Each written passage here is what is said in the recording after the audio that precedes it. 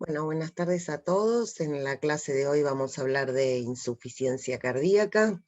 La insuficiencia cardíaca es el estadio terminal de muchas patologías cardíacas. En esta clase vamos a ver las características de la insuficiencia cardíaca, cómo distintas patologías van a ir evolucionando de manera natural a la insuficiencia cardíaca. Vamos a hablar de la sintomatología, y de los mecanismos que se van a poner en juego a fin de evitar de que el corazón entre en insuficiencia. ¿Qué es la insuficiencia cardíaca? La podemos definir como un síndrome. Todas las insuficiencias en última instancia son síndromes, que resulta de la incapacidad del corazón de bombear a la periferia la cantidad de sangre necesaria para cubrir los requerimientos metabólicos de los tejidos, ¿sí?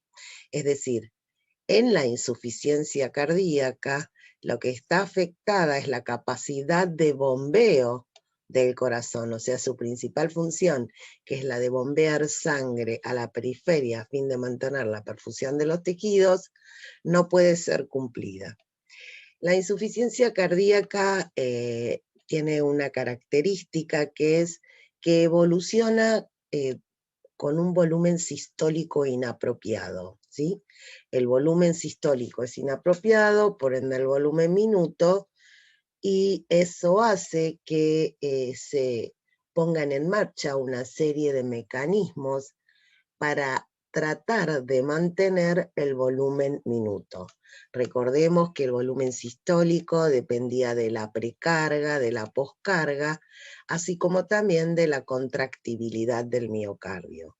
Como resultado de esos mecanismos de compensación que se ponen en marcha, este volumen sistólico inapropiado se va a acompañar de congestión venosa y capilar, ¿sí?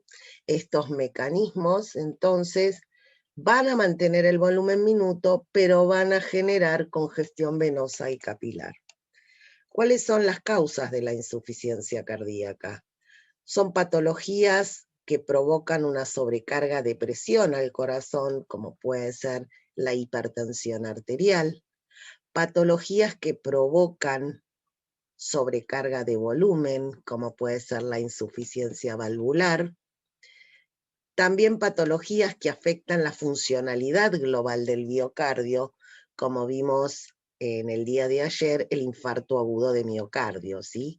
Donde el infarto agudo de miocardio trae aparejada una disminución, ¿sí?, de la masa cardíaca contráctil. Y recordemos también que el infarto agudo de miocardio, si la magnitud era importante de manera tal que afectara entre un 20 y un 25% del ventrículo, en esos casos la complicación inmediata es la insuficiencia cardíaca. ¿Qué sucede con la insuficiencia cardíaca? Su incidencia va en aumento, ¿sí?, año tras año. Y si bien hay patologías cardiovasculares cuya incidencia ha disminuido como resultado de una serie de campañas básicamente focalizadas en los factores de riesgo, es decir, en el control de los factores de riesgo, por el contrario, la incidencia de la insuficiencia cardíaca va en aumento. Y esto está en realidad relacionado fundamentalmente con dos causas. Uno es el aumento de expectativa de vida de la población, ¿sí? Como las enfermedades cardiovasculares, su incidencia aumenta a medida que aumenta la edad, el hecho de que la expectativa de vida sea mayor, eso hace que haya un mayor número de individuos que pueden padecer insuficiencia cardíaca. Y otra causa de que esta incidencia diagnóstico, un número mayor de pacientes sobrevive al infarto agudo de miocardio, ¿sí? Pero pueden tener insuficiencia cardíaca. Entonces, esos serían los parámetros que hacen que la incidencia, los factores, mejor dicho, que hacen que la incidencia de la insuficiencia cardíaca aumente año tras año. Como todas las enfermedades cardiovasculares, es dependiente de la edad, del sexo y la raza, Y la insuficiencia cardíaca tiene la particularidad de disminuir la calidad de vida del paciente de manera significativa. Muchos de los pacientes con insuficiencia cardíaca, entre un 30 y un 40% aproximadamente, deben ser hospitalizados al menos una vez al año como resultado de la descompensación de esa insuficiencia cardíaca. Y es una patología que tiene una elevada mortalidad. Muchos pacientes mueren entre el primero y quinto año de haber sido diagnosticada la insuficiencia cardíaca. ¿A qué obedece la insuficiencia cardíaca? Puede obedecer a una disfunción sistólica, es decir, hay patologías que provocan disfunción sistólica, o bien puede obedecer a disfunción diastólica. ¿Qué es la disfunción sistólica? La disfunción sistólica es la incapacidad del ventrículo de contraerse en contra de una carga. Es decir, existe un déficit de contractibilidad que hace que el ventrículo no pueda, ¿sí?, contraerse frente a aumentos de la poscarga. Entonces, lo que va a provocar es que va a tender a disminuir el volumen sistólico y por ende el volumen minuto, ¿sí?, por esta incapacidad. En condiciones normales, un corazón sano, a medida que aumenta la poscarga, aumenta la fuerza de contracción, aumenta la contractibilidad de ese miocardio. Cuando existe disfunción sistólica, esto no puede hacerse. En cambio, la disfunción diastólica está asociada con alteraciones en el llenado ventricular.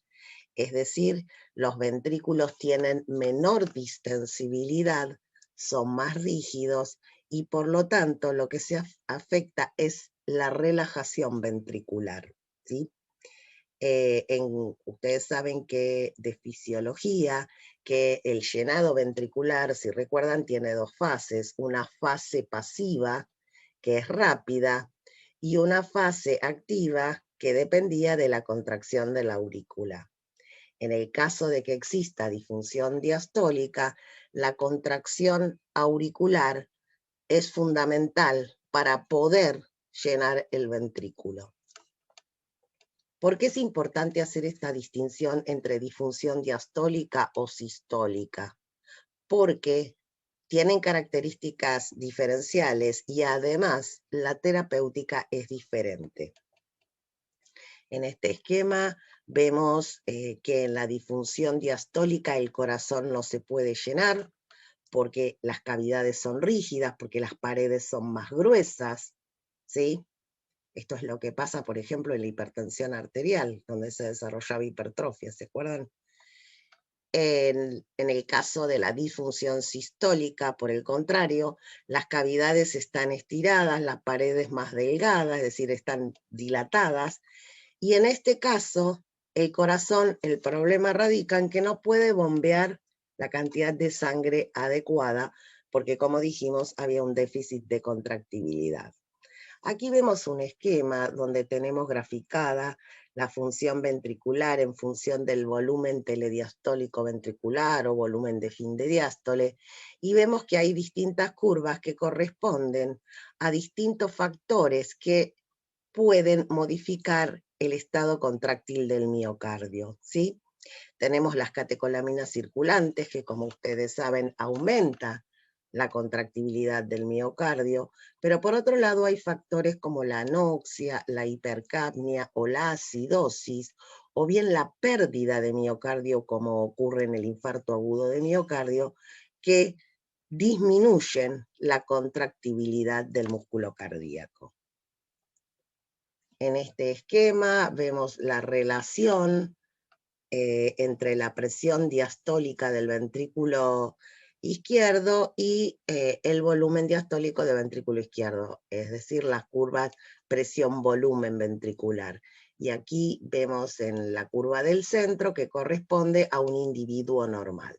¿Qué sucede cuando hay disfunción diastólica y está disminuida la distensibilidad de ese ventrículo? Dijimos que las paredes se dan más rígidas.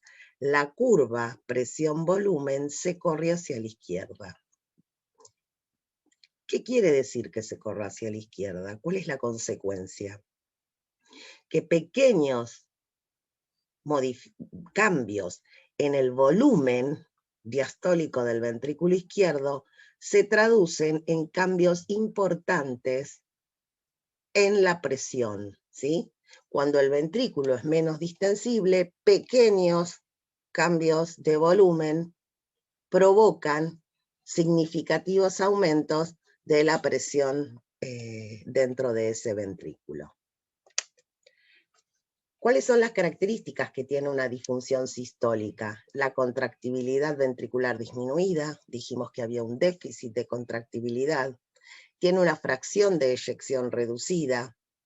La fracción de eyección se define como la diferencia entre volumen diastólico y sistólico sobre el volumen diastólico por 100. Y otra característica de la disfunción diastólica es que el volumen, la presión ventricular, aumenta a medida que disminuye el volumen minuto. ¿Qué pasa en la disfunción diastólica? La contractibilidad ventricular no está afectada, por el contrario, la contractibilidad ventricular está aumentada, por lo que la fracción de eyección es normal. Recordemos que el problema aquí es que había una menor distensibilidad del ventrículo, o sea, el problema estaba en el llenado ventricular, ¿sí? Y ese llenado ventricular, la fase pasiva, es lenta. ¿Cuáles son los mecanismos que se ponen en marcha para mantener el gasto cardíaco? Como ustedes saben, si no se puede mantener el gasto cardíaco, hay una hipoperfusión de los tejidos periféricos. Sin embargo, frente a este volumen sistólico inapropiado que lleva a una caída de volumen minuto, se ponen en marcha una serie de mecanismos tendientes a mantener el volumen minuto. Uno de los mecanismos que se pone en marcha es la dilatación de la fibra miocárdica, es decir, el aumento de la longitud de la fibra para poder hacer más fuerza. Si ustedes ven en este gráfico, fuerza en función de la longitud de la fibra, vemos que este punto corresponde a la longitud a la que trabaja, a la longitud de la fibra, a la que normalmente trabaja el corazón, mientras que este punto corresponde a la longitud óptima, ¿sí? ¿Cuál es la longitud óptima? Donde se puede lograr el mayor solapamiento de las miofibrillas y por ende se puede formar un mayor número de puentes cruzados. Sin embargo, en condiciones normales el corazón trabaja a una longitud de la fibra menor que la óptima, de manera tal que tiene una reserva, ¿sí? En casos de que se necesite hacer más fuerza. ¿Qué pasa cuando se supera la longitud óptima? Es decir, si se estira la fibra más allá de su longitud óptima, lo que va a ocurrir es que no va a haber un buen solapamiento de las miofibrillas y por ende el número de puentes cruzados va a ser menor. ¿Qué quiere decir entonces? Que cuando se supera la longitud de la fibra se empieza a hacer menos fuerza, ¿sí? El corazón hace menos fuerza. Pero inicialmente este aumento en la longitud de la fibra favorece una mayor contractibilidad y ayuda a mantener el volumen minuto. Otro de los mecanismos puestos en marcha es la descarga simpática, ¿sí? Ante la caída de volumen minuto se produce una descarga simpática que actúa fundamentalmente sobre el corazón, aumentando la fuerza de contracción y la frecuencia cardíaca, sobre los vasos sanguíneos, aumentando el tono de los vasos, ¿sí? Aumentando la poscarga, y sobre la médula renal, promoviendo la liberación de catecolaminas. La médula adrenal entonces libera catecolaminas y esas catecolaminas van a tener efectos sobre los vasos y sobre el corazón. Esta descarga simpática lo que provoca es una redistribución del flujo sanguíneo, ¿sí? Se produce una redistribución del flujo de manera tal de que se mantenga el flujo en los órganos vitales, como el corazón, como el cerebro. Sin embargo, disminuye, ¿sí?, el flujo sanguíneo en la piel, en el músculo esquelético y también en el riñón. Otro de los mecanismos que se ponen en juego es la activación del sistema renina-angiotensina-aldosterona, ¿sí? ¿Qué es lo que ocurre aquí? La angiotensina 2 es vasoconstrictora, es decir, que tiene un efecto sobre las arterias, aumenta entonces la vasoconstricción, aumenta el tono. Tiene un efecto la angiotensina 2 también sobre la corteza suprarrenal, ¿sí?, sobre la corteza de la glándula suprarrenal, y el resultado es la liberación de aldosterona. Como todos sabemos, la aldosterona promueve la reabsorción de sodio a nivel renal y eso genera un aumento de hormona antidiurético, vasopresina, lo que lleva a una mayor reabsorción de agua. El resultado final entonces es un aumento del volumen intravascular y por lo tanto del retorno venoso. La activación del sistema renina-angiotensina a través de la angiotensina 2 también estimula las terminaciones simpáticas, es decir, favorece la liberación de noradrenalina o norepinefrina de las terminales simpáticas. En esta situación también se produce un aumento de la endotelina 1. Aquí vemos un esquema donde tenemos resumida el mecanismo del sistema nervioso simpático y del sistema renina-angiotensina-aldosterona. Como ustedes ven, hay un aumento significativo de sustancias vasoconstrictoras, angiotensina 2, endotelina 1, noradrenalina, ¿sí? Entonces, se produce un aumento de sustancias que tienen efectos opuestos, como las prostaglandinas vasodilatadoras, la bradicinina y también los péptidos natriuréticos, ¿sí? Los péptidos natriuréticos se liberan como resultado de un aumento del retorno venoso y lo que vamos a observar es que va a haber un desbalance entre estos mecanismos neuroadaptativos, ¿sí? Va a haber una gran cantidad de sustancias fundamentalmente vasoconstrictoras frente a un aumento de sustancias que son vasodilatadoras, pero que no alcanzan a compensar el aumento significativo de las sustancias vasoconstrictoras. Recordemos también que los péptidos natriuréticos, además de inducir vasodilatación, como su nombre lo dice, favorecen la excreción de sodio a nivel renal. Entonces, como decíamos, hay un desbalance en los mecanismos neuroadaptativos, hay una elevada cantidad de noradrenalina, angiotensina 2, endotelina 1 y vasopresina, y péptidos natriuréticos, bradicinina y prostaciclinas por otro lado. ¿Cuál es el resultado de este desbalance neuroadaptativo? Lo que va a ocurrir es que va a haber un mayor volumen de fin de diástole, ¿sí? Este aumento de volumen de fin de diástole ayuda a mantener el volumen sistólico y por ende el volumen minuto, ¿sí? Un aumento de volumen implica un aumento de presión en ese ventrículo.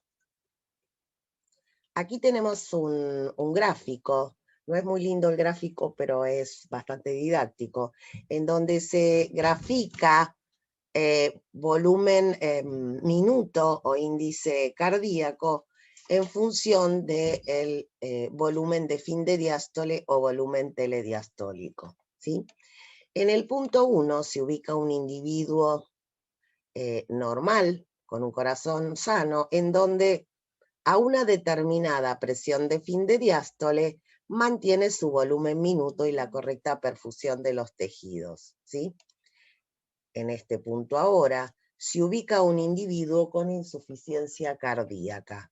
¿Qué pasa en este caso? A igual presión de fin de diástole, este individuo tiene una mala perfusión de los tejidos, es decir, que el volumen minuto que logra con esta presión de fin de diástole no es suficiente para mantener la presión, la perfusión correcta de los tejidos periféricos. Entonces, ¿qué sucede? Al ponerse en marcha estos mecanismos de los que hablábamos anteriormente, el individuo se va a parar ahora en este punto.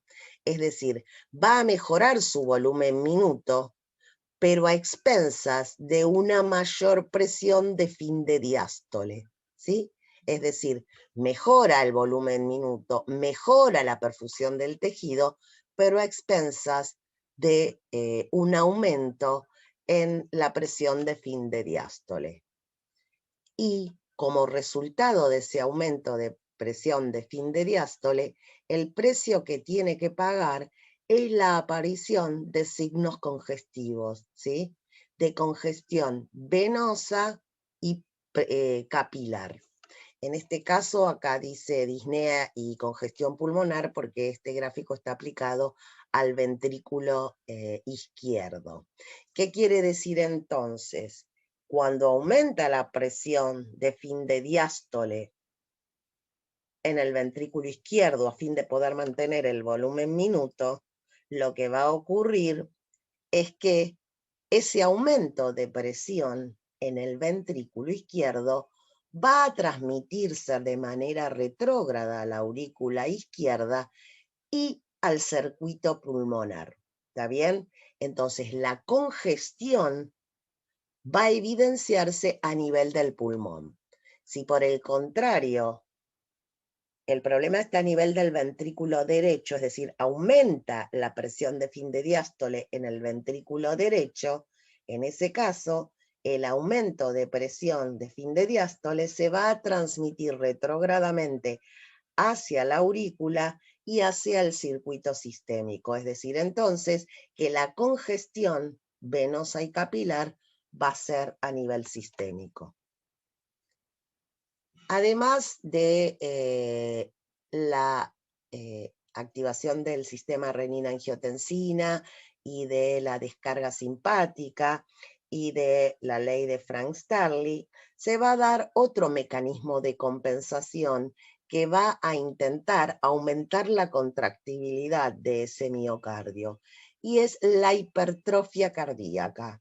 Y esa hipertrofia cardíaca va a ir acompañada de una remodelación cardíaca, ¿sí? Estos mecanismos, la hipertrofia y la remodelación cardíaca, son mecanismos más a largo plazo. Es decir, en el caso de una insuficiencia cardíaca aguda, no se va a observar hipertrofia y remodelación cardíaca, como puede ser el ejemplo de un tromboembolismo pulmonar importante que provoca la insuficiencia del corazón. No va a desarrollarse hipertrofia y remodelación cardíaca simplemente porque no hay tiempo. Sí, esto va a ocurrir en el caso de la hipertensión arterial no controlada, por ejemplo, como ya vimos en clases anteriores. ¿Por qué se dispara la hipertrofia cardíaca?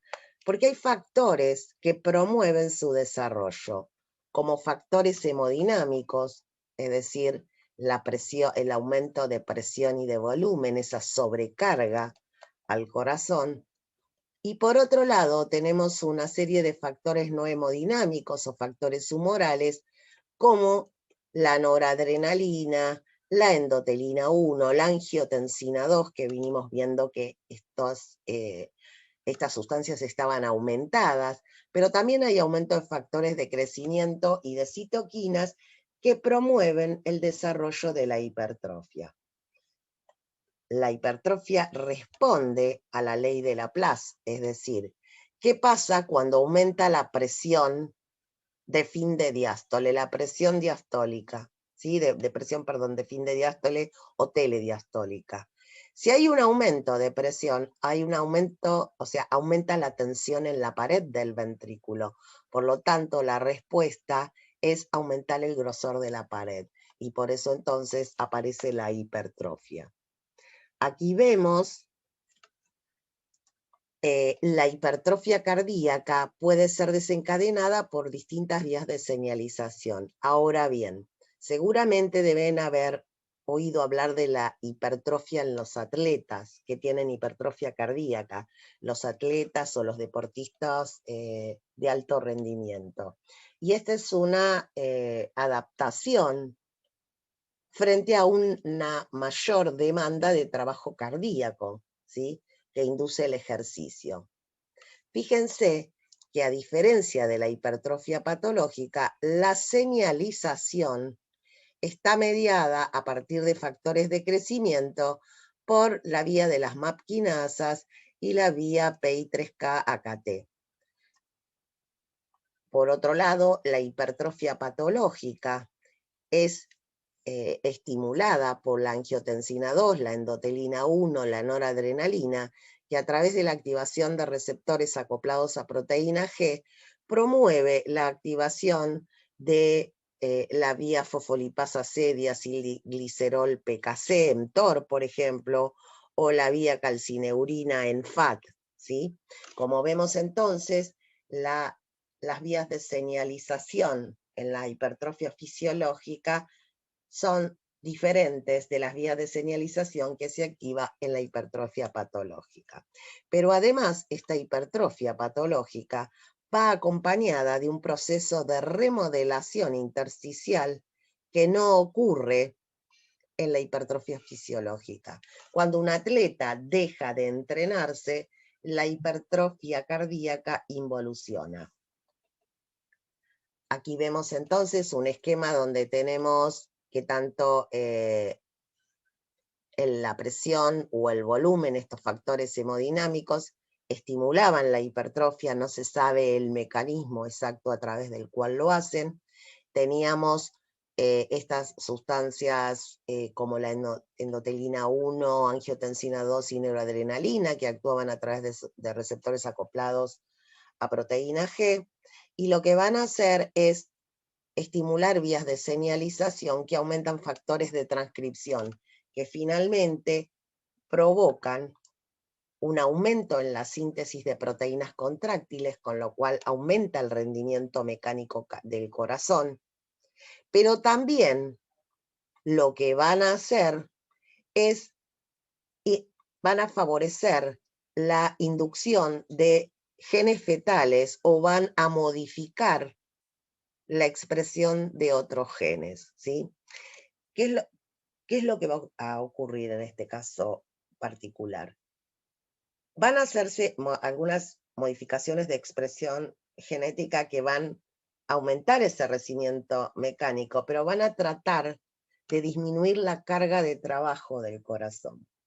También se forman factores, se producen factores de crecimiento que van a contribuir al desarrollo de la hipertrofia, ¿sí?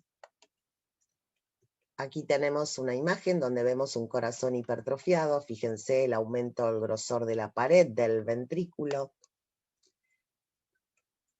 Y dijimos que la hipertrofia cardíaca se acompañaba, en este caso, de remodelación intersticial. Y esa remodelación intersticial está relacionado con el cambio de la matriz extracelular de los miocitos, ¿sí? ¿Qué es lo que sucede? Además de que se estimulan los miocitos para aumentar el número de miofibrillas, también un aumento en la proliferación y activación de los fibroblastos. ¿Y qué hacen estos fibroblastos? Producen colágeno de tipo 1, ¿sí? A diferencia del colágeno 3, el colágeno 1 es un colágeno más rígido y menos distensible, ¿sí? Eso a la larga va a terminar afectando la distensibilidad ventricular. Pero inicialmente esto acompaña al proceso de hipertrofia. ¿Qué pasa con la expresión génica de distintas proteínas? ¿Sí? ¿Qué va a pasar? Una de esas proteínas que se va a modificar es la cadena pesada de miosina. La cadena pesada de miosina está formada por dos subunidades, una subunidad alfa y una subunidad beta. Estas dos subunidades son codificadas por distintos genes, ¿sí? Es decir, que se va a producir su unidad alfa y su unidad beta. Y hay tres posibilidades de combinación: alfa-alfa, alfa-beta y beta-beta, ¿sí? Entonces, estas isoformas difieren en la velocidad con que hidrolizan el ATP, ¿sí? Entonces, la forma alfa-alfa es la que hidroliza el ATP con mayor velocidad, por lo cual el acortamiento de la fibra es mayor, ¿sí? La velocidad de acortamiento. Por el contrario, la subunidad beta-beta, la isoforma beta-beta va a hidrolizar ATP a menor velocidad, con lo cual entonces la velocidad de acortamiento de la fibra va a ser menor. ¿Qué es lo que pasa en la insuficiencia cardíaca? Lo que va a ocurrir es que se va a estimular la formación de la isoforma que tiene menor velocidad de hidrólisis de ATP y por ende va a provocar una menor velocidad de acortamiento de la fibra, ¿sí? Esto no sería un mecanismo beneficioso en este caso, pero está en este conjunto de modificaciones que ocurren de todos estos mecanismos de compensación. La calcio ATPasa o cerca disminuye su expresión. Esta es la bomba de calcio que va a barrer el calcio del citoplasma y favorecer la relajación ventricular. Este mecanismo tampoco sería, digamos, como para tratar de favorecer el trabajo mecánico cardíaco. Por otra parte, hay un aumento en la expresión de citoquinas, un aumento en la expresión de endotelina 1, vimos que la endotelina 1 estaba aumentada, hay un aumento de vasopresina, ¿sí? Y hay una reexpresión de genes fetales en lo que respecta a los péptidos natriuréticos. ¿Qué quiere decir esto? En la etapa fetal, tanto las aurículas como los ventrículos pueden sintetizar factor natriurético de tipo A o factor natriurético de tipo B. ¿Qué pasa en la edad adulta? En la edad adulta, solo la aurícula sintetiza ANP, mientras que el ventrículo sintetiza BNP, ¿sí? En este caso, hay una reactivación de genes fetales, por lo que tanto la aurícula como el ventrículo sintetizan y liberan ambos péptidos natriuréticos, ¿sí? Habíamos hablado que en la hipertrofia se acompañaba de una remodelación cardíaca, ¿sí? Es decir, que se van a estimular tanto los miocitos como los fibroblastos. Si la sobrecarga es de presión, ¿sí? Sobre los miocitos lo que va a ocurrir, dijimos, es un aumento en el número de miofibrillas. ¿Qué va a suceder si la sobrecarga es de presión? Se van a disponer de manera tal, ¿sí?, que el miocito va a tener mayor grosor que largo, ¿sí? Se van a disponer de esta manera. Por lo tanto, en este caso se habla de hipertrofia concéntrica. En el caso de una sobrecarga de volumen, ¿sí?, los miocitos van a aumentar el número de miofibrillas, pero se van a disponer en serie, ¿sí? Se van a disponer de manera tal que sea mayor el largo que el grosor del miocito. En este caso, la sobrecarga de volumen provoca hipertrofia excéntrica. Y como habíamos visto ayer cuando hablábamos de infarto agudo de miocardio, cuando hay un infarto, la parte infartada se dilataba, ¿se acuerdan? Se expandía y se dilataba, y se producía la hipertrofia del tejido sano. En este esquema se resumen los distintos mecanismos de compensación que se ponen en marcha para que no se produzca la caída del volumen minuto, es decir, tienden a mantener entonces ese volumen minuto. Teníamos el mecanismo de Frank-Starling, la activación simpática, la activación del sistema renina-angiotensina y más a largo plazo la hipertrofia y la remodelación cardíaca. Estos mecanismos de compensación inicialmente son beneficiosos porque mantienen el volumen minuto, es decir, pueden mantener el volumen minuto. Sin embargo, a medida que pasa el tiempo, estos mecanismos siguen estando activos y son estos mismos mecanismos los que van a empujar paulatinamente al corazón hacia la insuficiencia. ¿Por qué? Porque la mayoría de estos mecanismos, en última instancia, lo que están haciendo es imponer una mayor carga al corazón, ¿sí? Si vemos la descarga simpática en el tiempo va a provocar lo que se llama deterioro en espiral. La descarga simpática aumenta la poscarga, aumenta la demanda de oxígeno por parte del miocardio, porque estimula la contractibilidad del miocardio, ¿sí?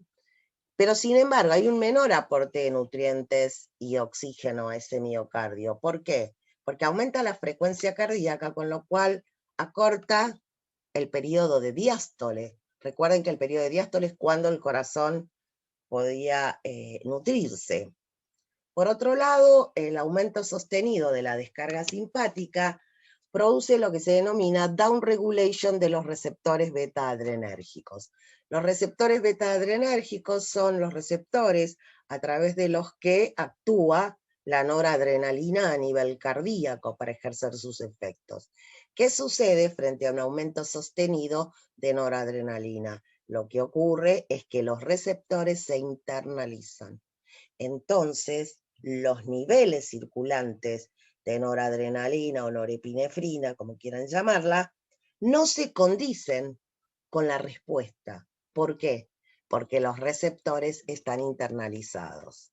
Este aumento sostenido de la frecuencia cardíaca favorece la aparición de arritmias y, como vimos, la noradrenalina, ¿sí?, estimula la hipertrofia y la remodelación ventricular. Los niveles de noradrenalina o norepinefrina, ¿sí?, se correlacionan de manera directa con la mortalidad del paciente. Es decir, los pacientes que tienen mayores niveles de noradrenalina es un signo de mal pronóstico porque se asocia a una mayor mortalidad. ¿Qué pasa con el sistema renina-angiotensina? Vimos que la angiotensina estimulaba la hipertrofia y la remodelación ventricular, aumenta la poscarga, pero también aumenta la precarga, aumenta el retorno venoso, ¿sí? Y facilita paulatinamente la claudicación del ventrículo derecho por sobrecarga, ¿sí? Favorece congestión pulmonar y sistémica y también la dilatación auricular, ¿sí? Si este mecanismo se activa y permanece activo, ¿sí?, de manera sostenida, va a terminar siendo contraproducente. En el caso del mecanismo de Frank-Starling, la dilatación de la fibra va a llegar un momento que la fibra se va a estirar de manera tal cuya longitud va a superar a la longitud óptima. Entonces, ¿qué va a suceder? Se va a realizar menor fuerza de contracción. La hipertrofia cardíaca, ahora el miocardio es más grueso, es decir, va a haber un desequilibrio entre el aporte y la demanda de ATP del miocardio, ¿sí? Porque, ¿qué es lo que va a pasar? Va a aumentar el número de miofibrillas por célula, pero sin embargo, el número de mitocondrias no va a ser suficiente para poder generar la cantidad de ATP necesario. Por otro lado, va a haber un desequilibrio entre el aporte y demanda de oxígeno. ¿Por qué? Porque tampoco no se va a desarrollar una red capilar que pueda satisfacer las necesidades de ese miocardio engrosado, ¿sí?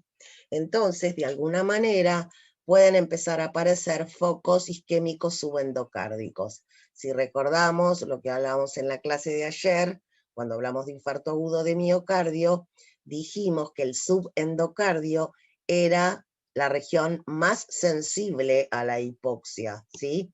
Entonces, ¿dónde van a aparecer estos focos isquémicos? A nivel del subendocardio. Y cuando, en casos más graves, puede aparecer una necrosis difusa del miocardio como resultado de esta alteración. En el caso de la remodelación cardíaca, el hecho de que empiece a sintetizarse mayor cantidad de colágeno tipo 1 y que se reemplace al tipo de colágeno que había antes, esto va llevando paulatinamente a una disminución de la distensibilidad ventricular.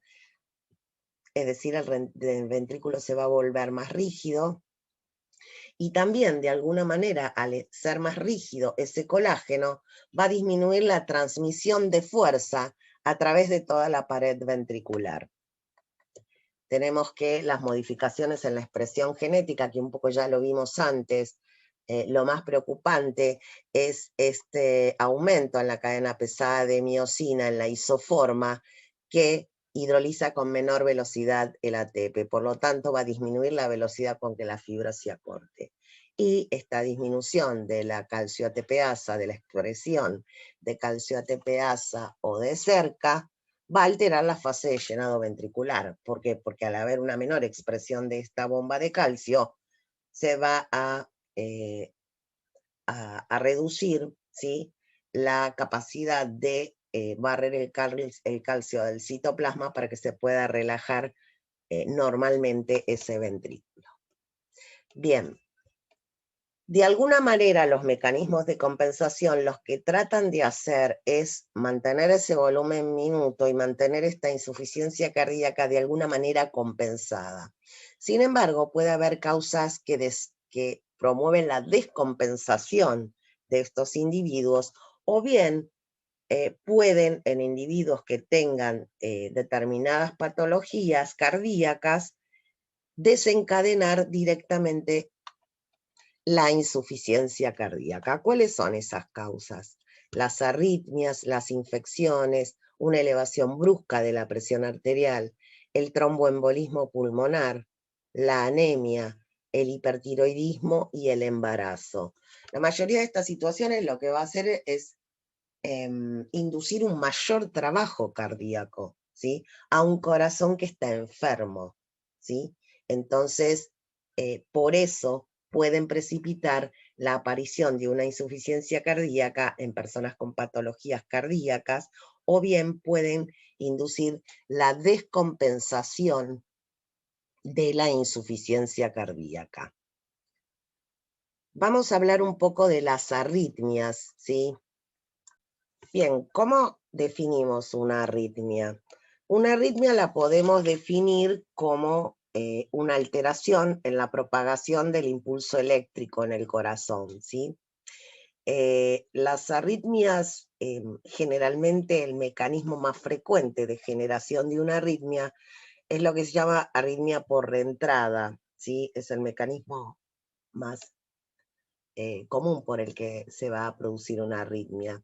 Y la reentrada lo que quiere decir es que lo que ocurre es que se produce la reactivación de una zona del miocardio por el mismo impulso eléctrico, pero a través de una vía alternativa, es decir, se estimula el músculo cardíaco, ¿sí? Se estimula el músculo cardíaco se activa, digamos, el músculo cardíaco por un impulso, y ese mismo impulso lo reactiva, pero a través de una vía alternativa. Hay distintos tipos de arritmia. Hay bradiarritmias o taquiarritmias, ¿sí? Las taquiarritmias son las más frecuentes. Se habla de, se dividen en arritmias supraventriculares y arritmias ventriculares, ¿sí? Las taquiarritmias. Las arritmias supraventriculares son aquellas que ocurren por encima de las de His, mientras que las arritmias ventriculares son las que se producen en las estructuras ventriculares. Una de las arritmias supraventriculares más frecuentes es la fibrilación auricular. ¿Qué pasa en la fibrilación auricular? En la fibrilación auricular lo que ocurre es como una desorganización total de la actividad eléctrica en la aurícula. Es decir, se vuelve como caótica. ¿Y qué pasa? El nodo auriculoventricular actúa como un filtro, por eso no pasa al ventrículo, ¿sí? Respecto a las arritmias ventriculares, ¿sí? También una de las arritmias más frecuentes son las arritmias, las taquicardias ventriculares, por ejemplo, pero también está la fibrilación ventricular.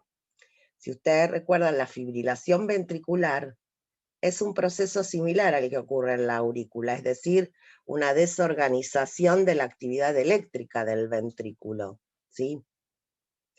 Y eso está asociado a la muerte súbita. En realidad, la fibrilación ventricular es una arritmia ventricular que se asocia a muerte súbita, que es lo que vimos en la clase de ayer, ¿sí? También las extrasistolias son arritmias. Las extrasistolias o ventriculares o auriculares son latidos prematuros de origen ectópico, ¿sí? Eso también son unos otros tipos de arritmia. Bien, ¿cómo se clasifica la insuficiencia cardíaca?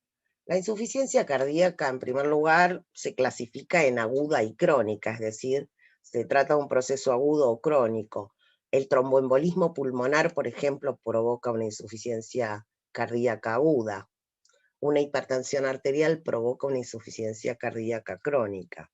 En general, la sintomatología que se asocia a la insuficiencia cardíaca es el resultado de la repercusión que tienen distintos órganos, ¿sí? El fallo del corazón como bomba. La insuficiencia cardíaca clínicamente se divide en insuficiencia cardíaca izquierda y derecha, ¿sí? Según se ve afectado el lado izquierdo o derecho del corazón. Muchas de las insuficiencias cardíacas que empiezan como insuficiencia cardíaca derecha o izquierda, terminan provocándose una insuficiencia cardíaca global. Y esto es porque el circuito circulatorio es un circuito cerrado, ¿sí? Entonces puede, o sea, falla un lado, pero puede llevar a la falla del otro como resultado entonces de que se trata de un circuito cerrado. La insuficiencia cardíaca derecha, ¿sí? El aumento de presión de fin de diástole está en el ventrículo derecho. Entonces se va a transmitir ese aumento de presión a aurícula derecha y al circuito sistémico. Por eso entonces que la insuficiencia cardíaca derecha va a existir una congestión venosa y capilar a nivel sistémico. Por el contrario, cuando el que está afectado es el ventrículo izquierdo, ese aumento de presión de fin de diástole en el ventrículo izquierdo se transmite de manera retrógrada a la aurícula izquierda y al circuito pulmonar. Entonces, la congestión venosa y capilar va a ocurrir entonces a nivel pulmonar. ¿Qué sucede en la insuficiencia cardíaca izquierda? ¿Qué sintomatología se asocia? ¿Sí? La que resulta de este aumento de presión en el circuito pulmonar, fundamentalmente, ¿sí? Y de los mecanismos de compensación que se ponen en marcha, ¿sí? El principal síntoma de la insuficiencia cardíaca es la disnea, ¿sí? Este aumento de la presión en el circuito pulmonar, este aumento de presión hidrostática a nivel de los capilares pulmonares, favorece la salida de líquido hacia el intersticio, ¿sí? Entonces el paciente experimenta disnea. Hay distintos grados de disnea, ¿sí? Uno de los tipos de disnea que se asocia a la insuficiencia cardíaca es la disnea paroxística nocturna. Este es un tipo de disnea en el que aparece cuando la persona está durmiendo, ¿sí? La persona está durmiendo y siente que se ahoga, se despierta y lo que hace es acercarse a una ventana para respirar aire de manera profunda, ¿sí? Y a los pocos minutos, 10, 15 minutos, el episodio desaparece, ¿sí? ¿Qué es lo que sucede? Cuando uno se va a acostar, aumenta el retorno venoso. Por ende, aumenta la presión de fin de diástole, la presión en la aurícula y la presión en el circuito pulmonar, ¿sí? Entonces la disnea es mayor. Cuando se para, el retorno venoso disminuye y entonces va a ceder este cuadro, ¿sí? La persona cree que es porque respiró aire al lado de la ventana. La ortopnea es una disnea muy severa. Es una disnea en la que la persona tiene que dormir prácticamente sentada, con almohadas en la espalda y muchas veces con las piernas colgando, porque de esta manera disminuye el retorno venoso. ¿Qué pasa cuando hay un aumento importante de presión en el circuito pulmonar? Se produce la salida de líquido al intersticio, ¿sí? Se forma este trasudado a nivel intersticial, ¿sí? Y se corre el riesgo de que inunde los alvéolos, ¿sí? Que se forme edema pulmonar alveolar. Es decir, que cuando el aumento de presión es importante, no solo se va a formar este trasudado intersticial, sino que va a desbordar e inundar los alvéolos, ¿sí? En este caso se está entonces en presencia de un edema agudo de pulmón, que es lo más grave que le puede pasar a una persona en insuficiencia cardíaca desde el punto de vista de la sintomatología, ¿no? Acá dice, puede mejorar la disnea. De hecho, muchos pacientes en el curso de la evolución de la insuficiencia cardíaca izquierda pueden sufrir una mejora de su disnea y asociarlo con una mejora del cuadro cardíaco que tienen. Sin embargo, que la disnea mejore, lo único que está indicando es que claudicó el ventrículo derecho, es decir, falla el ventrículo derecho. Al fallar el ventrículo derecho, ¿qué va a suceder? Va a disminuir la presión a nivel del circuito pulmonar porque el ventrículo derecho le va a mandar menos sangre, ¿sí? Bien, o sea que la mejora de una disnea en el curso de una insuficiencia cardíaca izquierda no indica mejoría, sino todo lo contrario, que esta insuficiencia cardíaca de izquierda ahora es una insuficiencia cardíaca global. La tos es otro de los síntomas que tienen los pacientes y esto obedece a que ese trasudado que se forma en el intersticio pulmonar puede provocar la estimulación de terminaciones nerviosas pulmonares y eso genera tos. Hay palpitaciones, ¿sí? Es la sensación del latido cardíaco, o sea, la persona es consciente del latido cardíaco, uno normalmente no es consciente del latido cardíaco. Alteraciones a nivel del sistema nervioso central puede existir como resultado de un menor volumen minuto, de una menor perfusión, taquicardia, vimos que había descarga simpática sostenida, taquicardia, nicturia, ¿sí? La persona se levanta varias veces en la noche para orinar, esto se produce como resultado de un aumento del retorno venoso, piel fría y pálida. La descarga simpática vimos que producía redistribución de flujo sanguíneo, por ende se afectaba la piel, por lo tanto la piel está fría y pálida como resultado de esta redistribución.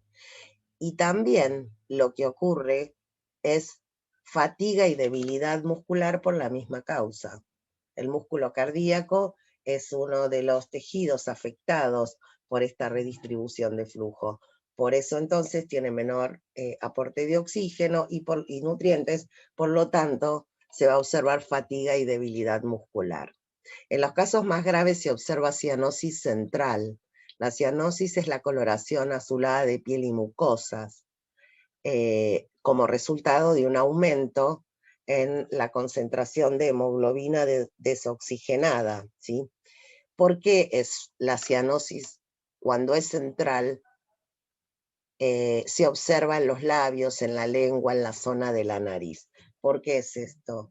Porque hay una alteración, ¿sí?, en el intercambio gaseoso a nivel del pulmón, como resultado de esta congestión pulmonar, ¿sí? Entonces, en los casos más graves se observa cianosis de tipo central.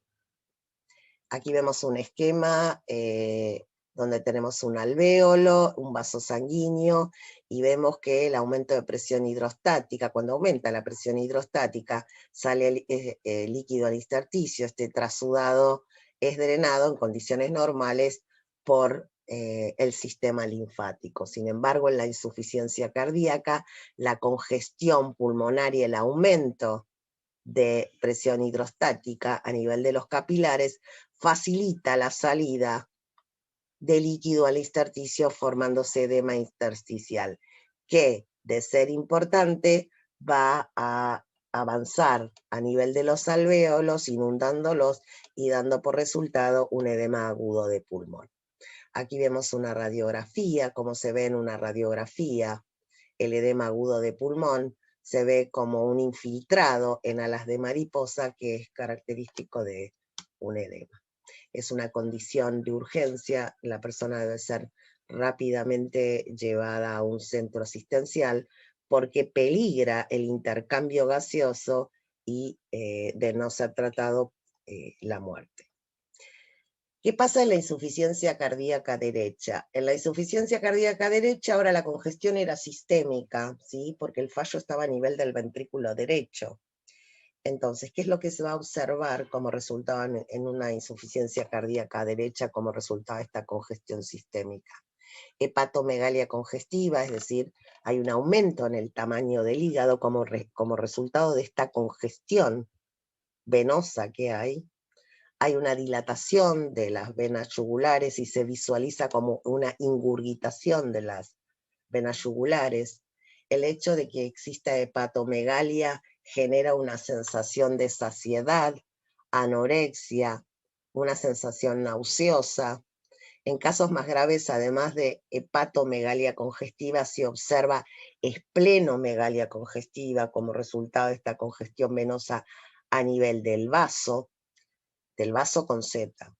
Edemas periféricos, ¿sí? Porque ahora el aumento, la congestión venosa y el aumento de presión hidrostática se va a dar a nivel sistémico. Entonces, se van a formar edemas básicamente en la zona de declive, en el caso de personas ambulatorias, a nivel de los tobillos fundamentalmente. Si la persona está hospitalizada, los edemas se forman a nivel sacro, ¿sí? Hay astenia y pesadez al caminar. ¿Por qué? Porque si bien hay redistribución de flujo, como dijimos, por efecto de la descarga simpática, la congestión sistémica, ¿sí?, genera una sensación de pesadez al caminar, además de la astenia. Hay también nicturia, hay sudoración profusa, la vasoconstricción genera, digamos, no permite la disipación del calor. Además, esta congestión sistémica contribuye. En los casos más graves puede haber ascitis, es decir, la acumulación de líquido en la cavidad peritoneal, puede haber derrame pleural, puede haber derrame pericárdico. Y en casos graves se observa cianosis periférica, ¿sí? ¿Por qué periférica? Porque ahora, debido a esta congestión sistémica, tanto venosa como capilar, ¿sí?, la dificultad en el intercambio gaseoso va a ser a nivel de los tejidos. Entonces la cianosis se va a observar en la parte distal de los dedos, por ejemplo, ¿sí? Bien, tenemos entonces acá un esquema donde tenemos un resumen, digamos, de la insuficiencia cardíaca derecha, ¿sí? las distintas alteraciones que se producen como resultado de esta congestión sistémica, y tenemos acá la insuficiencia cardíaca izquierda, ¿sí? Y vemos las características clínicas asociadas a esta insuficiencia cardíaca izquierda. Acá vemos una tabla donde está gradado los distintos tipos de insuficiencia cardíaca, ¿sí? Va de clase 1 a clase 4, puede haber otras clasificaciones, ¿sí? Pero esta es una de las más empleadas, y esta clasificación va gradando a los individuos acorde a la sintomatología que van teniendo. Digamos que la insuficiencia cardíaca más leve va a haber una limitación de la actividad física, pero va a poder hacer actividad física, ¿sí? La actividad física habitual no le produce astenia excesiva o palpitaciones ni disnea, ¿sí? Pero fíjense que en la insuficiencia cardíaca más grave ya no puede hacer ninguna actividad física sin tener la sintomatología, ¿sí? Entonces, esta clasificación permite en una historia clínica saber qué tipo de insuficiencia cardíaca. Es decir, vamos a hablar de las distintas patologías que llevan que pueden llevar a insuficiencia cardíaca. Habíamos hablado al inicio de patologías que inducen sobrecarga de presión, patologías que inducen sobrecarga de volumen y patologías que afectan la funcionalidad global del miocardio. Vamos a hablar en primer lugar de las patologías que provocan sobrecarga de presión. ¿Cuáles son entonces aquellas patologías que provocan sobrecarga de presión? Entre ellas tenemos la hipertensión arterial, la coartación aórtica, la hipertensión pulmonar y la estenosis valvular. Como vimos cuando hablamos de hipertensión arterial, en este caso el aumento sostenido de la poscarga hacía que el corazón tenga que trabajar en contra de una poscarga aumentada, ¿sí? Entonces, con el tiempo eso va provocando una sobrecarga de presión que no mediar terapéutica evoluciona a una insuficiencia cardíaca. ¿Qué tipo de insuficiencia cardíaca? Una insuficiencia cardíaca de tipo izquierdo. Y aquí lo que hay, en primer término, es una disfunción diastólica, como habíamos visto. Posteriormente se afecta la sístole y termina ocurriendo disfunción sistólica también. Pero inicialmente hay una disfunción diastólica, ¿sí?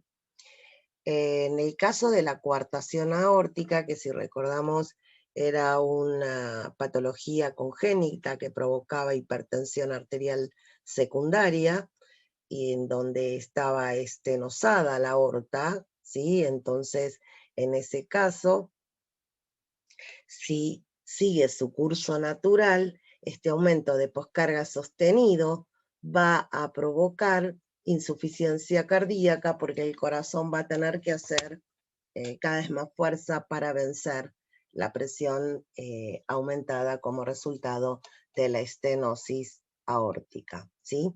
En este caso también la insuficiencia cardíaca que se produce es una insuficiencia cardíaca derecha. La hipertensión pulmonar es otra de las causas de insuficiencia cardíaca, ¿sí? Y en el caso de hipertensión pulmonar, primero definimos, o sea que la hipertensión pulmonar es aquella en donde aumenta más de 5 milímetros de mercurio la presión pulmonar en relación a la media, a la población media, donde el valor es aproximadamente 20 milímetros de mercurio. ¿Qué pasa cuando existe hipertensión pulmonar?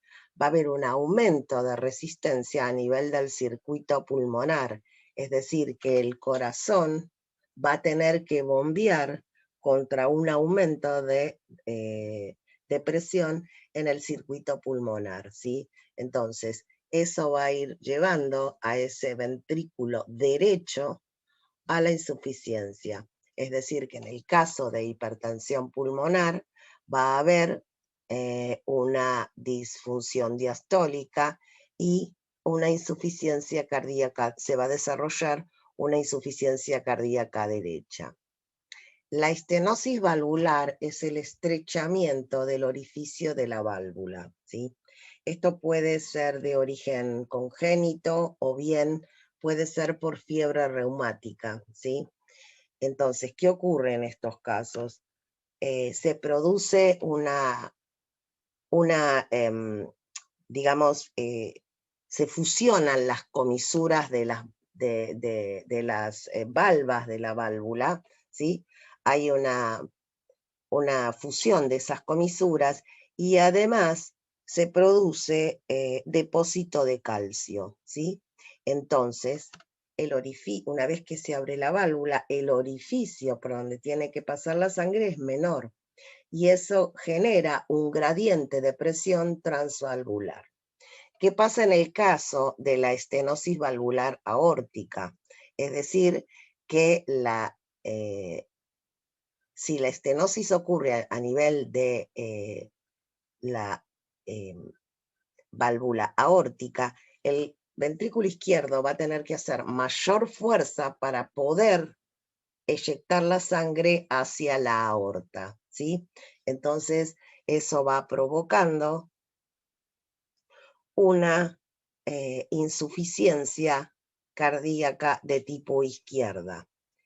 En el caso de una estenosis de válvula mitral, ¿sí? El gradiente de presión se establece transvalvular se establece entre la aurícula y el ventrículo, ¿sí?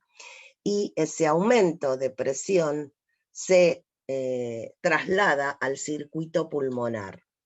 Por lo tanto, entonces, el ventrículo derecho es el que va a tener que hacer fuerza para poder expulsar la sangre hacia el circuito pulmonar. Entonces, la estenosis aórtica evoluciona naturalmente a una insuficiencia cardíaca izquierda, mientras que la estenosis mitral provoca insuficiencia cardíaca derecha. Las valvulopatías, como la estenosis valvular o la insuficiencia valvular, que ahora vamos a ver a continuación, las valvulopatías en realidad no son tan frecuentes hoy en día porque las válvulas defectuosas pueden cambiarse, ¿sí? Se hace reemplazo valvular y entonces es más difícil encontrar casos de insuficiencia cardíaca por valvulopatías. Pero de no mediar el reemplazo de la válvula, se puede desarrollar entonces insuficiencia cardíaca. Dijimos que también había causas de patologías que provocaban sobrecarga de volumen, y entre ellos tenemos la insuficiencia valvular aórtica. La insuficiencia valvular, generalmente la más frecuente es la insuficiencia valvular aórtica, no tanto de las otras válvulas, y generalmente obedece a fiebre reumática, ¿sí? ¿Qué pasa en este caso? En este caso, la válvula se engrosa y se deforma. Entonces, si el corazón bombea la sangre hacia la aorta, ¿qué pasa? Cuando aumenta la presión en la aorta por la sangre que es eyectada, la válvula se cierra, pero ¿qué pasa? En la insuficiencia valvular, la válvula no cierra correctamente, entonces parte de la sangre que fue eyectada a la aorta vuelve al ventrículo izquierdo, generando una sobrecarga de ese ventrículo, ¿sí? Entonces, la insuficiencia valvular va a provocar una insuficiencia cardíaca izquierda, ¿sí? La comunicación interauricular e interventricular son patologías congénitas y en las que existe un orificio de comunicación, ya sea entre las aurículas o entre los ventrículos. Durante la vida fetal, ¿sí? La sangre oxigenada que viene de la placenta en el feto bypasea los pulmones porque existe el foramen oval, ¿sí? Y por otro lado, el lado derecho del corazón en el feto trabaja a mayor presión que el lado izquierdo. Entonces, la sangre oxigenada pasa directamente a la aurícula izquierda sin pasar por los pulmones. ¿Qué sucede? Cuando llega el momento del nacimiento, cuando nace, se produce el cierre del foramen oval y se invierten las presiones, ¿sí? La presión del lado izquierdo es mayor que del lado derecho. Sin embargo, en un porcentaje de los individuos, este orificio no se cierra al nacimiento. Puede cerrarse con los más adelante, pero hay que controlarlo. ¿Por qué? Porque si el orificio permanece abierto, ¿sí? En la etapa adulta va a traer aparejado un problema. ¿Por qué? Porque la sangre pasa entonces de la aurícula izquierda a la aurícula derecha, porque existe una comunicación. Entonces esto va sobrecargando el ventrículo derecho y el circuito pulmonar. Y fíjense que se crea un circuito parásito, porque la sangre oxigenada vuelve otra vez al circuito pulmonar. Este tipo de comunicación interauricular debe corregirse quirúrgicamente antes de los 50, 40, 50 años de vida, porque se produce claudicación entonces del ventrículo derecho y también se va generando hipertensión pulmonar, ¿sí? Como resultado de este pasaje de sangre.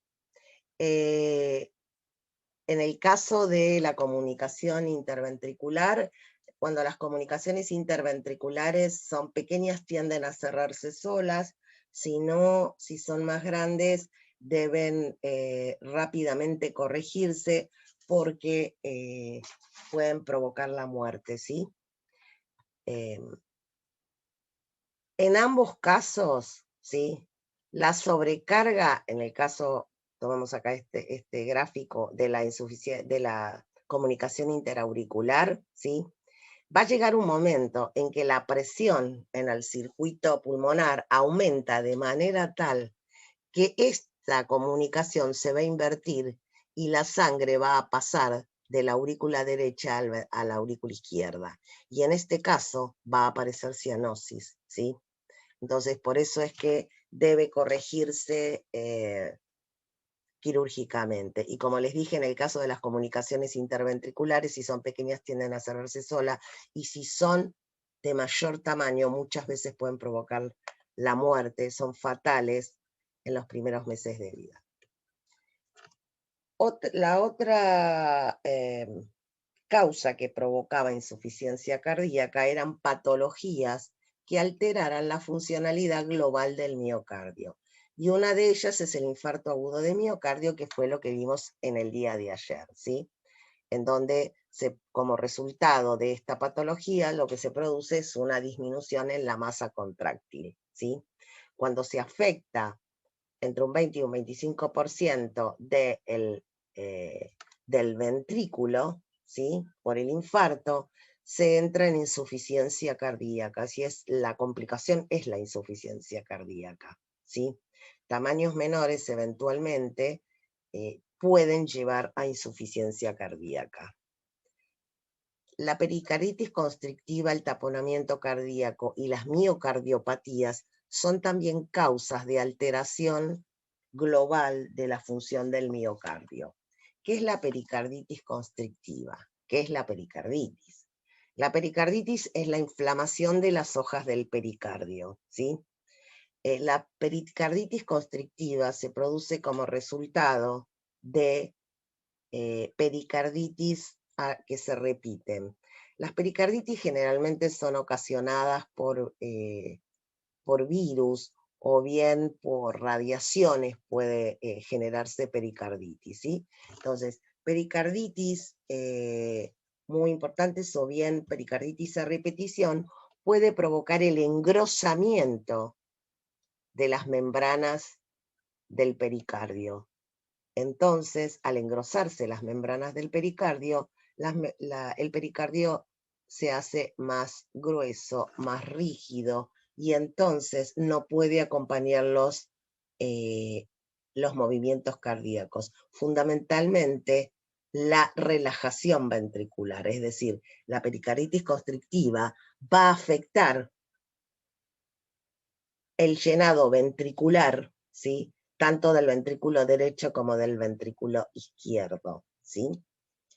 En el caso del taponamiento cardíaco, es una situación de urgencia que se produce como resultado de un aumento brusco de la presión, por ejemplo, por derrame, ¿sí? Entre las hojas del pericardio, ¿sí?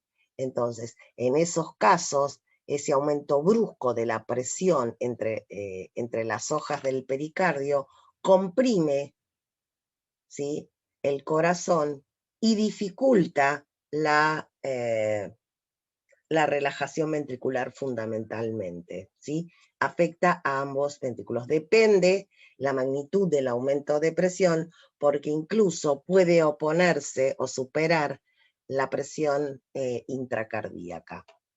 Es una situación de urgencia el taponamiento cardíaco y generalmente tiene elevada mortalidad. Y tenemos después las miocardiopatías. Vamos a hablar de las miocardiopatías. ¿Qué son las miocardiopatías?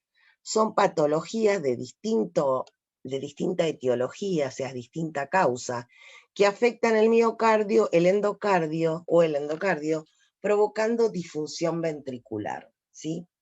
Generalmente estas miocardiopatías se dividen en dos grandes grupos, dilatada y no dilatada. ¿Qué pasa en las miocardiopatías dilatadas? ¿Sí? Estas miocardiopatías dilatadas, lo que se observa es que la pared del ventrículo, ¿sí?, está dilatado. Fundamentalmente el ventrículo izquierdo se dilata la pared, es más delgada, y entonces se contrae débilmente. Y lo que se produce entonces es una disfunción sistólica, porque en la miocardiopatía dilatada hay un déficit de contractibilidad del miocardio, ¿sí? Muchas de estas miocardiopatías dilatadas, la causa es idiopática, ¿sí? Pero también puede ser alcohólica. El abuso de alcohol trae aparejada una miocardiopatía dilatada. ¿Por qué? Porque el abuso del alcohol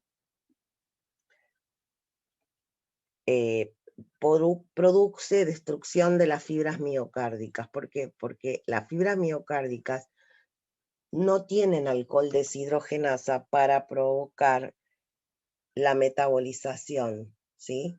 Entonces, ¿qué es lo que sucede? Al ser tóxico, va provocando una alteración estructural irreversible de las fibras miocárdicas y va a provocar necrosis, y entonces esas fibras cardíacas necrosadas son reemplazadas por tejido fibroso, ¿sí? Se produce una fibrosis difusa del miocardio, lo que lleva entonces a que haya una dilatación de la pared y que el ventrículo se contraiga más débilmente, y entonces ocurra una disfunción sistólica que evoluciona a insuficiencia cardíaca. Por otro lado, tenemos las miocarditis, ¿sí? Las miocarditis, ¿qué son? Las miocarditis son patologías caracterizadas por la inflamación, infiltración leucocitaria y necrosis de los miocitos. La mayoría de las miocardiopatías son producidas por virus, es el agente etiológico más frecuente, pero también puede ser por bacterias, parásitos, reacciones inmunomediadas, ¿sí? Generalmente las personas inmunocomprometidas son más vulnerables a las miocarditis. Dentro de las miocarditis, una que a nosotros nos interesa es la enfermedad de Chagas. ¿Y por qué nos interesa? Porque junto con el infarto agudo de miocardio, la enfermedad la enfermedad de Chagas constituyen la principal causa de insuficiencia cardíaca en la Argentina, ¿sí? En esta foto vemos el señor Carlos Chagas, que fue quien descubrió el parásito que provoca la enfermedad de Chagas, que es este que vemos acá, que es el Trypanosoma cruzi. Sin embargo, este parásito tiene un vector que lo vehiculiza, que es la vinchuca, ¿sí? Es una patología endémica de Sudamérica y del norte, en el caso de la Argentina, del norte argentino, y como les dije, junto con infarto agudo de miocardio, constituyen las principales causas de insuficiencia cardíaca. Esta patología tiene tres fases, la podemos dividir en tres fases: una fase aguda, una fase de latencia que puede durar de 20 a 30 años y una fase crónica de la enfermedad que en realidad dura toda la vida. Esta enfermedad está ligada a la pobreza y a las pobres condiciones de vivienda, generalmente casas de adobe con techos de paja, son sitios de predilección del vector que es la vinchuca, ¿sí? Aquí vemos que el ciclo biológico del Trypanosoma cruzi, que en realidad se inicia cuando una vinchuca que está infectada pica a un ser humano, ¿sí? A una persona o un animal también, ¿eh?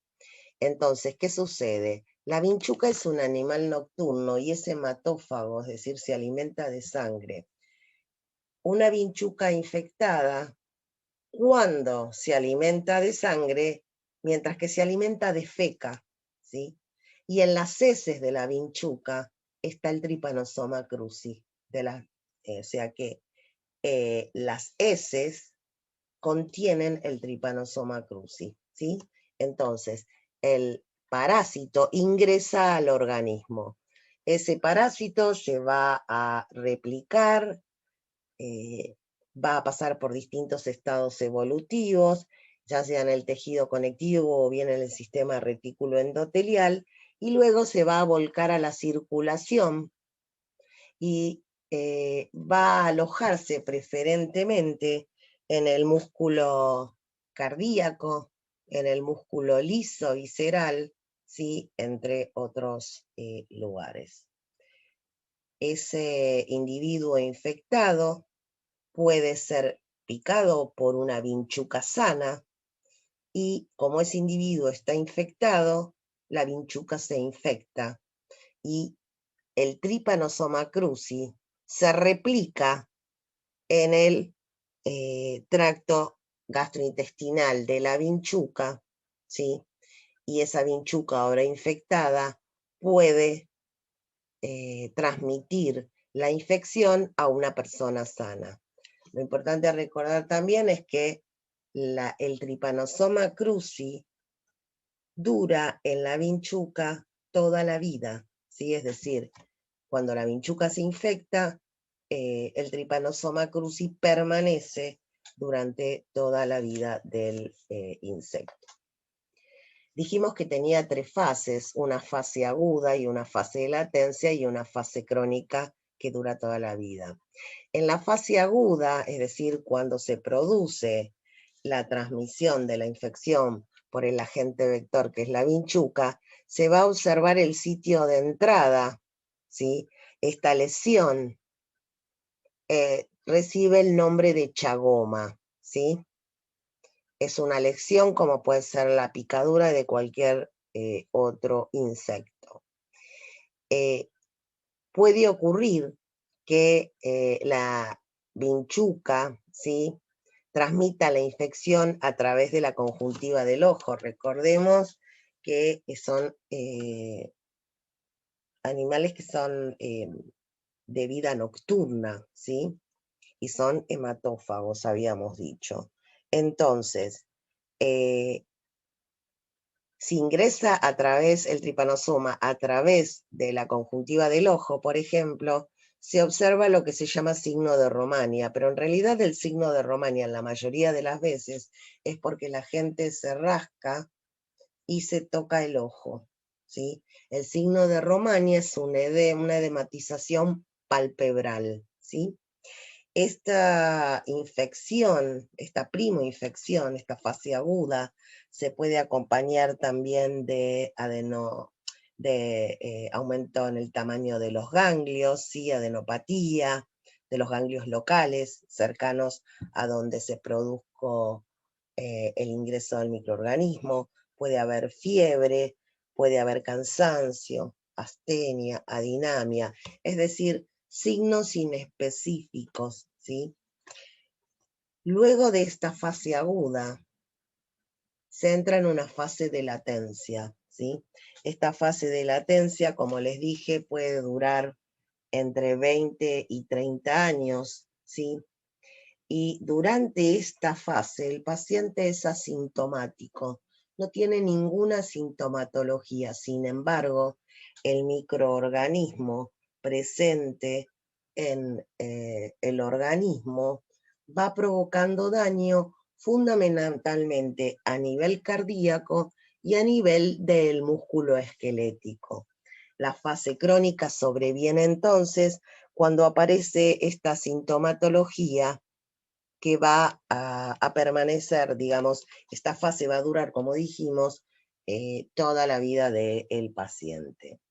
Básicamente, a nivel cardíaco, lo que se produce es lo que se denomina miocarditis chagásica, ¿sí? Se va produciendo la dilatación de las cavidades cardíacas, con destrucción, se van destruyendo las fibras miocárdicas, ¿sí? Como resultado de un proceso inflamatorio crónico a nivel del miocardio, mediado por macrófagos y linfocitos T y las citoquinas, que van provocando entonces la destrucción de las fibras miocárdicas y el reemplazo por tejido fibrosis, es decir, se va provocando una fibrosis difusa del miocardio, lo que va dilatando las paredes de los ventrículos y por ende va disminuyendo paulatinamente la contractibilidad de ese miocardio.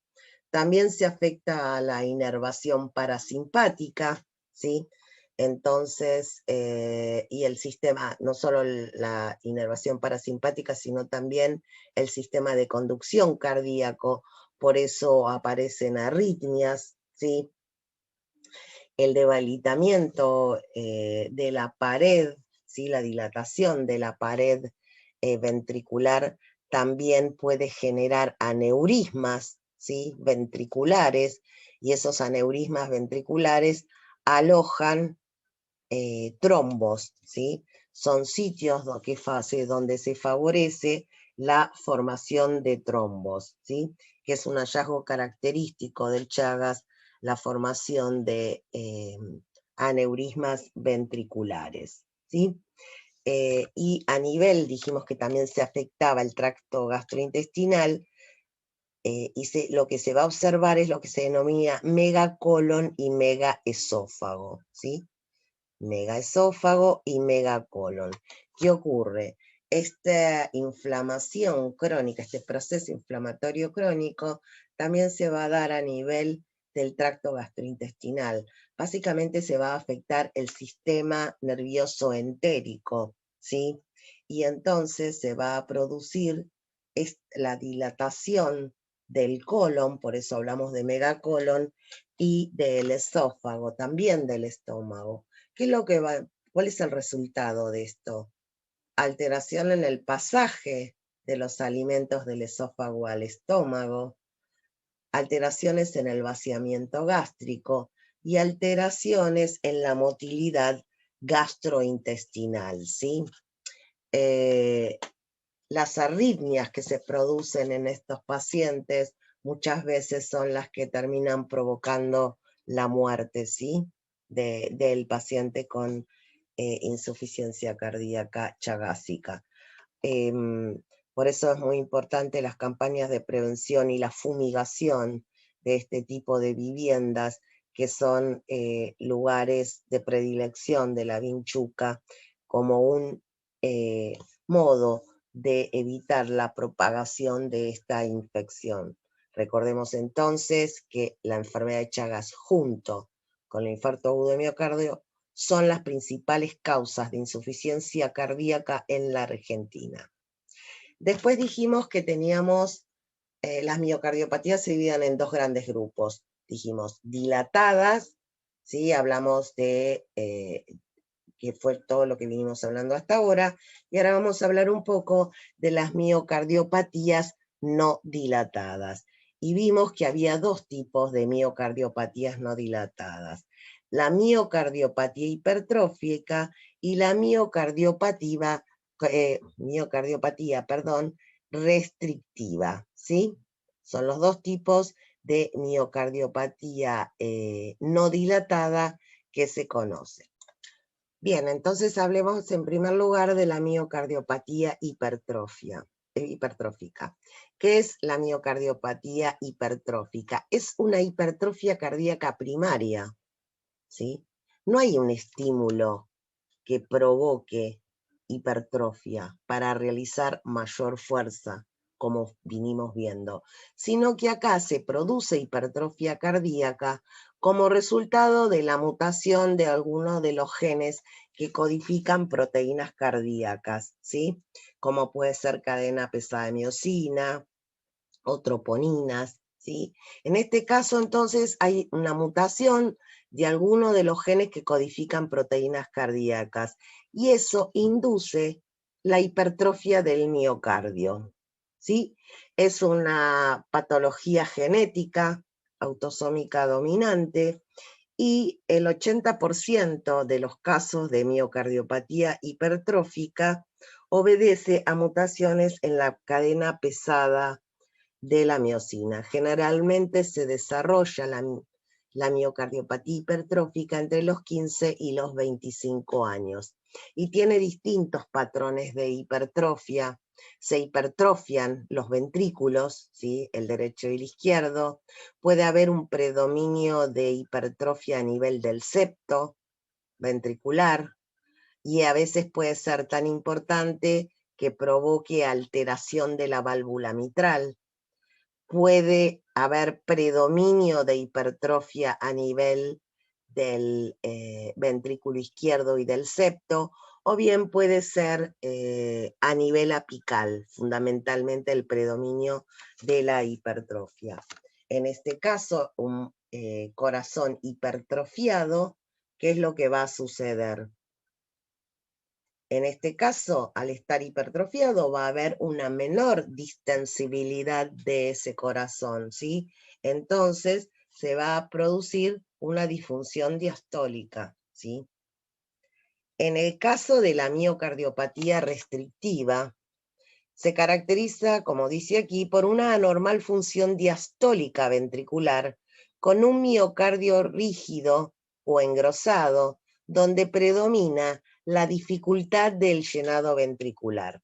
¿Qué quiere decir esto? Que la miocardiopatía restrictiva hay una alteración diastólica, ¿sí? ¿Y por qué se produce esa alteración diastólica? Porque ese miocardio se vuelve más rígido.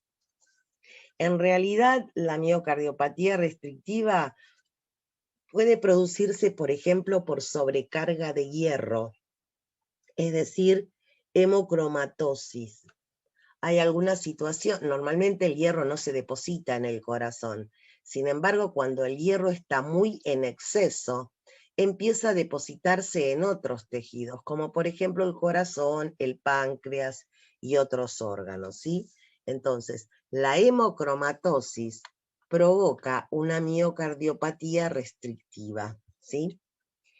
También puede ser producido por sarcoidosis, que es otra patología, y en esta patología que no se sabe bien el origen de la sarcoidosis, lo que ocurre es que se acumulan granulomas en distintos tejidos, entre ellos el tejido cardíaco, y eso entonces hace que ese miocardio sea más rígido, ¿sí? También por amiloidosis, en el caso de la amiloidosis se acumula proteínas extracelulares solubles en el tejido, por ejemplo el corazón, pero también puede ocurrir en otros tejidos. Entonces, la miocardiopatía restrictiva, cualquiera sea su causa, va a provocar entonces una disfunción diastólica. Entonces, las miocardiopatías, sean dilatadas o no dilatadas, van a provocar insuficiencia cardíaca global, no derecha o izquierda, van a producir generalmente una insuficiencia cardíaca global. ¿Por qué? Porque afecta a todo el miocardio, ¿sí? Bien, ¿cuál es el tratamiento de la insuficiencia cardíaca? Es decir, ¿cuál es el objetivo de un tratamiento en la insuficiencia cardíaca? Reducir la sintomatología, ¿sí? Es decir, tratar de que el paciente experimente la menos sintomatología posible, y esto se hace farmacológicamente. Mejorar la calidad de vida de ese paciente y el pronóstico, ¿sí? Generalmente se aconseja realizar actividad física, abandonar el hábito de fumar, hacer una dieta equilibrada y además de este tratamiento dietario, hay por supuesto un tratamiento farmacológico, ¿sí?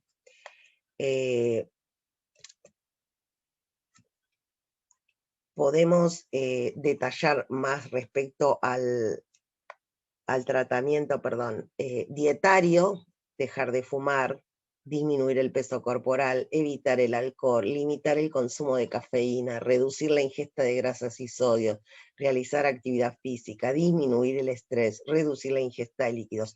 Fíjense que de algún modo se está controlando todos los factores de riesgo, ¿sí? En esto consiste el tratamiento dietario, pero sin embargo el tratamiento dietario no es suficiente y generalmente existen necesidades